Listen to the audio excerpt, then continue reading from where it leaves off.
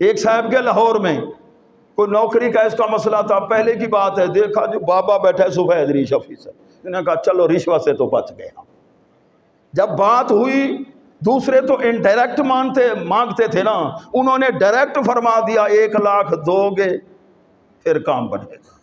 رشوت، الراشی والمرتشی کلاہما فی النار، رشوت دینے والا لینے والا دونوں، اب رشوت کے بغیر کام ہی نہیں ہے۔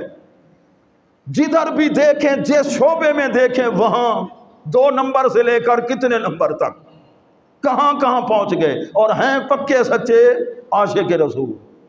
پھر کہتے میرے گھر میں بھی ہو جائے چراغاں، گھر کے ماحول کو تو گھر میں کیا ہے۔ پچھلی رات کا ٹائم مدینہ طیبہ کی گلی سے اللہ کے محبوب کا گزر ہوا، صحابہ کے گھر سے قرآن کی تلاوت کی آوازیں آ رہی۔ تو پیارے محبوب کے پیارے غلاموں، ان کی پاکیزیاں زندگیاں، لڑائی جھگڑے فتنے فساد عام ہو گئے۔ ایک مرتبہ حضرت ابو ذر غفاری رضی اللہ تعالیٰ عنہ نے حضرت بلال رضی اللہ تعالیٰ عنہ کو ذرا تھوڑی سی آپس میں تلخ کلامی ہوگی، حضرت بلال رضی اللہ تعالیٰ عنہ حاضر ہوئے اللہ کے محبوب کی بارگاہ میں، یا رسول اللہ ابو ذر غفاری نے مجھے گالی دی ہے۔ آپ نے پوچھا کون سی گالی؟ اس نے مجھے کہا کالی ماں کا بیٹا۔ حضرت بلال رضی اللہ تعالیٰ، اب بھی مسلمان آپس میں لڑتے ہیں نا، گالی کے معیار کا پتہ ہے، عورتیں بھی لڑتی ہیں۔ توبہ، کون کون سے جملے، کیسے لفظ۔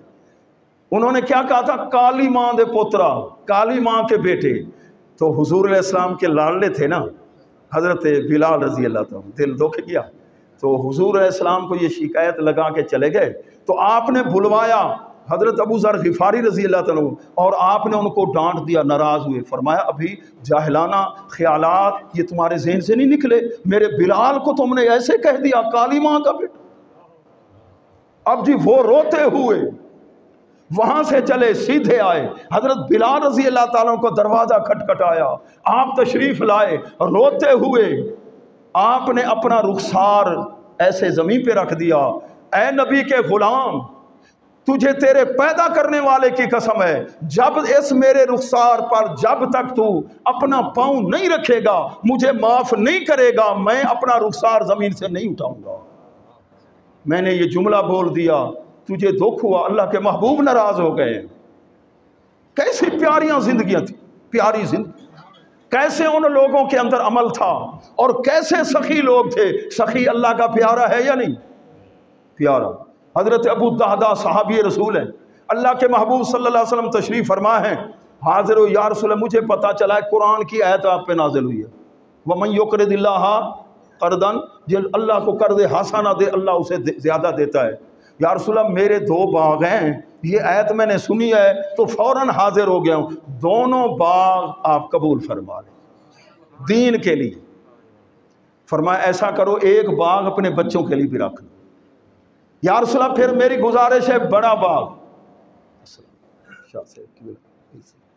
جس میں 600 کھجوروں کے درخت ہیں، کتنے؟ 600، اور گرمی کا موسم تھا، کھجور تیار تھی جی۔ وہ پیش کر کے گئے اور باغ میں سیدھے گئے، بچوں کی گود کے اندر کھجور تھی، اپنی اہلیہ محترمہ کو فرمایا، وہ بھی باغ میں آ چکی تھی، فرمانے لگے تمہیں مبارک ہو، یہ اب باغ ہمارا نہیں رہا، یہ اللہ اور اس کے محبوب کی امانت ہے۔ میں نے حضور علیہ السلام کی بارگاہ میں یہ باغ پیش کر دیا ہے، بیوی نے آگے کوئی شور نہیں مچایا، جھگڑا نہیں کیا، جس طرح آج کل حالات ہیں۔ پیارے محبوب کے پیارے غلاموں وہ خوش ہو گئے، فرمایا ان کی گود سے کھجوریں بھی نکال کے رکھ دو، یہ بچوں کے لیے کھانا جائز نہیں ہے، یہ اللہ اور اس کے محبوب کی امانت ہے۔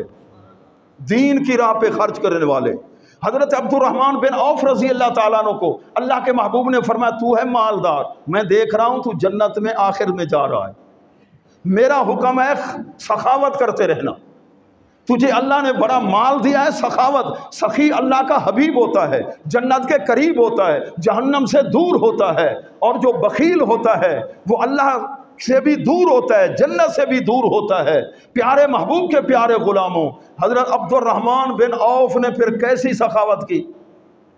30,000 خاندان جو غلام تھے، اور ہر خاندان میں کئی افراد تھے، 30,000 خاندان غلاموں کے باندیاں تھیں، کنیزیں تھیں، لونڈیاں تھیں اور غلام تھے، سب کو خرید کر آپ نے سب کو آزاد فرما دیا۔ یہ ہے سخاوت۔ حضرت عثمان غنی رضی اللہ تعالیٰ عنہ کبھی کنواں